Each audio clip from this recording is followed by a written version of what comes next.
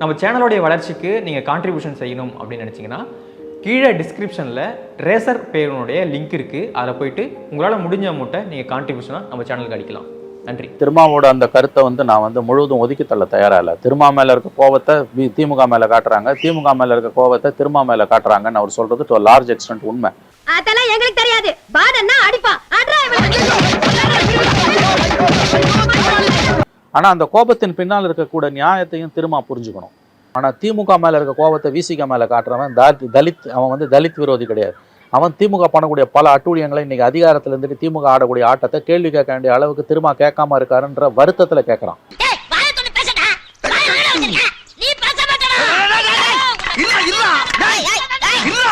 இது ரெண்டையும் போட்டு அவர் சொல்றது உண்மை. ஆனா இது ரெண்டுத்துக்கும் அடிப்படையில் ஒரு வித்தியாசம் இருக்கு. விசிக மேல இருக்க கோவத்தை திமுக மேல காட்டுறான்றது அடிப்படையில 90% சாதிய புத்தியிலேருந்து வருது. ஆனா திமுக மேல இருக்க கோவத்தை விசிக மேல காட்டுறான்றது அக்கறை. பேர பசங்களா, நான் திட்டுறேன்னு நினைக்காதீங்கடா. எதுக்குடா திட்டுனா தாண்டா நீங்க என்கிட்ட வருவீங்க. அயோக்கிய நாதாரிங்களா, வந்து தொலைங்கடா, வாங்கடா, வந்து தொலைங்கடா.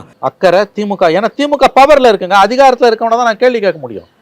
திமுக பண்ணக்கூடிய பல தவறுகளை கண்டு காணாம விசிக போது அவங்க அதே கம்பீரத்தை யாரோ எவரோ மாதிரி மைண்ட் பண்ணி சகிச்சுக்கிட்டு போறாங்கன்னும் போது நீங்க இன்னும் குரல் எழுப்பலாமே அப்படின்னு தான் நம்ம கேட்கிறோம்.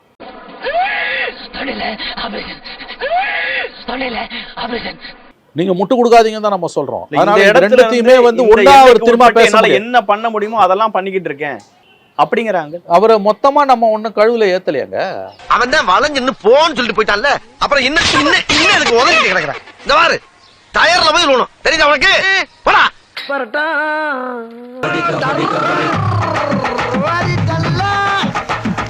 இதுல பிஜேபிக்கு விலை போகாத, ஆர்எஸ்எஸ்க்கு அடிபணியாத ஒரே தலைவர் திருமா தான். ஒரு பவர்ஃபுல் தலித் பார்ட்டி அவர் இருக்கார். ஓ இவரா சிலவரசர் சார்லஸ் கீழே போடா சார், என் கஸ்டமர் மேல கை வைக்காதீங்க. சரி, கால் வைக்கிறேன். இல்ல, இங்க தமிழ்நாட்டுல ஒரு தலித் முதலமைச்சர் ஆக முடியாத ஒரு சூழல் இருக்கு. அப்ப நான் திமுக கூட கூட்டணியில இருந்து அவரால் எந்த அளவுக்கு அந்த ஒடுக்கப்பட்ட மக்களோட நிக்க முடியுமோ, அவங்க பிரச்சனைகளுக்கு குரல் கொடுக்க முடியுமோ அதை பண்ணிக்கிட்டு இருக்காரு. எங்கெல்லாம் மிஸ் பண்ணிருக்காங்க? அப்ப திமுக கூட்டணியை விட்டு வெளியில வாணி யாருங்க சொன்னா? முதல்ல அவராவே ஏன் அதை கற்பனை பண்ணிட்டு பேசுறாரு?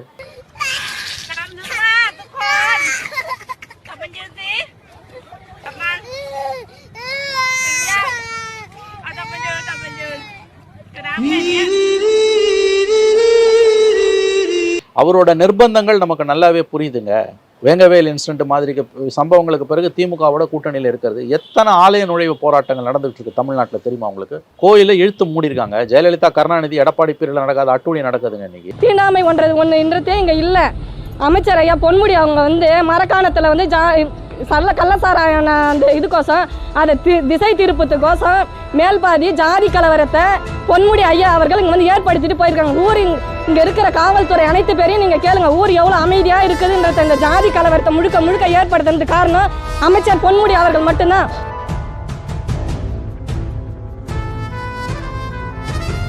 எல்லா கம்யூனிட்டியும் உள்ள போலாம். போலீஸை வச்சு கோயில் நிரந்தரமா திறந்துருக்கும். இன்னைக்கு தலித்துகள் உள்ள போக முடியலன்னா யாருக்கும் கோயில் இல்லைன்னு இழுத்து முடுறாங்க. இந்த அவலம், இந்த கேடுகட்ட காரியம் எங்கேயா நடக்குமா? இங்கே நடக்குதுங்க. நீங்க ரொம்ப புகழ்றீங்க.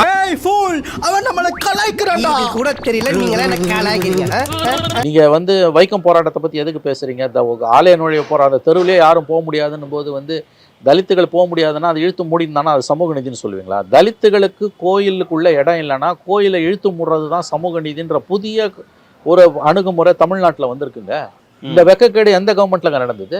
நான் ஒரு முளை கயிறு தருகிறேன், அதை வாங்கி கொண்டு போய் ஒத்த புளிய மரத்தில் தூக்கில் தொங்குங்கள். அப்ப இந்த அளவுக்கு கட்டமைப்பு ரீதியா தலித்துகளுக்கு எதிரான கொடுமைகள் இங்க அரங்கேறிட்டு இருக்கும்போது நீங்க உள்ள இருந்து போராடுறீங்கன்றத நான் மறுக்கலங்க. ஆனா கோபம் உங்க மேலேயும் தான் திரும்பும்.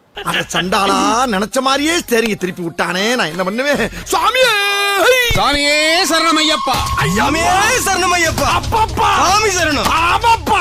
அவர் சொல்றது உண்மை. இங்க தமிழ்நாட்டுல ஒரு தலித், இந்தியால தமிழ்நாட்டை குறிப்பா சொல்றாரு. ஒரு தலித் தமிழ்நாட்டை பத்தி நேற்று சொல்லும்போது தலித் முதலமைச்சராக வாய்ப்பே இல்லை, ஆட்சிகள் மாறினாலும் காட்சிகள் மாறல. யார சொல்றாரு? திமுக திமுக தான் சொல்றாரு. யாரடா சொல்ற? பொதுவா சொன்ன குருவே.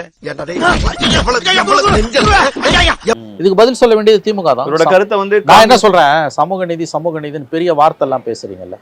எல்லா மாநிலத்திலயும் நடக்கிற நல்லது கெட்டதான் தமிழ்நாட்டிலயும் நடக்குது. என்னடா பொசுக்கு மரியாதை பேசிவிட்ட? இந்தியாவிலே நாங்கள் தான் வசந்தவங்கன்னு பேசுறீங்கல்ல, அப்போ ஏன் நீ ஒரு தலித் முதலமைச்சராக கூடாது? நீ கேட்ட ஒவ்வொரு கேள்வி என்ன செருப்பால் அடிச்ச மாதிரி இருக்குடா. ஒரு குறியீட்டு அளவுலேயே நீ செய்யலாம்ல, ஏன் உன்னால செய்ய முடியல? காரணம் கேட்காத அரசியல் அவ்வளவுதான். அட வெக்கம் கட்டுவீங்களா? இதுக்கு எதுக்குடா வெள்ளையங்கிலி மாலையன்னு? இந்த பொழப்புக்கு 4 பேர் பொழைக்கிற மாதிரி கிகோலோ பையா. இந்தியாவிலே நாங்கள் தான் வசந்தவங்கன்னு பேசுறீங்கல்ல, அப்போ ஏன் நீ ஒரு தலித் முதலமைச்சராக கூடாது? எப்போ கல் தோன்றி மண் தோன்றா காலத்து இதுக்கு எதுக்குடா அப்பவே பிறந்தீங்க? இதை அவங்கள பார்த்து கேட்க மாட்டோம், ஏன்னா நாங்கள் தான் உலகத்திலே உத்தமங்க, திராவிட மாடல், சமூக நீதிலாம் அதிமுக பேசல, நீங்க பேசுறீங்கல்ல. இனிமே சொல்லுவியா சொல்லுவியா சொல்லுவியா சொல்லுவியா? இன்னைக்கும் வந்து தலித்துகளுக்கு எதிராக நடத்தப்படுகிற கொடுமைகள், இம்சைகள் அதிகமாக தானே இருந்துகிட்டு இருக்குது. இல்ல அவங்களுக்கான உரிமைகளை இந்த அரசு எப்படி தருது, ஆட்சியில இருக்கவங்க எப்படி தராங்கன்னு பார்க்கணும்ல. இங்க இடஒதுக்கீட்டுல இருந்து எல்லா விஷயத்துலயும் மற்றவங்கள ஏன் கேட்கல, என்ன கேட்கலன்னா உன்னதான் கேட்பேன், ஏன்னா நீ தான் சமூக நீதி மூச்சுக்கு 300 தடவை பேசுற. ஐயா அது என்னையா என்ன அடிக்கும் போது மட்டும் லாஜிக்கோட அடிக்கிறீங்க? அடிக்கிறதுக்கு எதுக்குடா லாஜிக்? மொத்துக்கடா.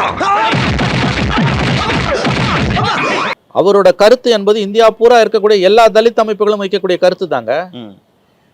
அப்ப திருமாவை மட்டும் எதுக்கு நீங்க கழுவில ஏத்துறீங்க?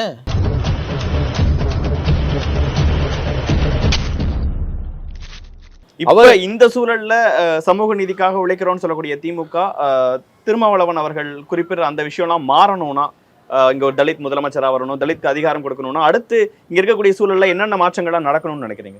அட்லீஸ்ட் தலித் ரெப்ரஸன்டேஷன் அதிகப்படுத்துங்க. தலித் முதலமைச்சர் வரணும்னு கூட அவசியம் இல்லை. நீங்க இப்போ முக்கியமான இலாக்காக்களை கொடுங்க. ஒவ்வொரு தரையும் வந்து ஆதி திராவிட நலத்துறை தானே தலித்துகளுக்கு கொடுக்குறீங்க. 10 ரூபா. ஒரு ஸ்பீக்கரை தலிதா ஜெயலலிதா உட்கார வச்சாங்க. யார? அருந்ததியரை வச்சாங்க. திமுக வச்சுதா? எந்த காலத்தில் வச்சுது? ஒரு தலித் வந்தாங்கன்னா எந்திரிச்சு நிற்கணும், ஜெயலலிதா உட்பட எந்திரிச்சு நிற்கணுன்றத அந்த அம்மா செஞ்சாங்கல்ல. 1000 விமர்சனம் அந்த அம்மா மேல இருக்கட்டும். மாண்புமிகு பேரவை தலைவர்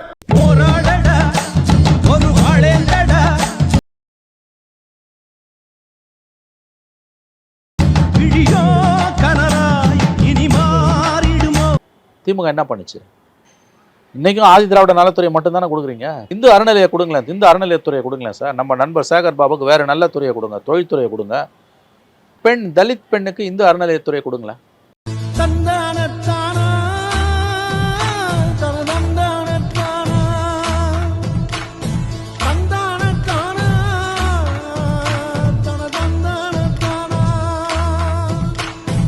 எனக்கு தெரியும் சார், நீங்களா இருக்கிற வரைக்கும், நான் நாயா தான் இருக்கணும்னு நீங்க எதிர்பார்க்குற வரைக்கும் இங்க எதுவுமே மாறாது. ஸ்டார்ட் பண்ணு.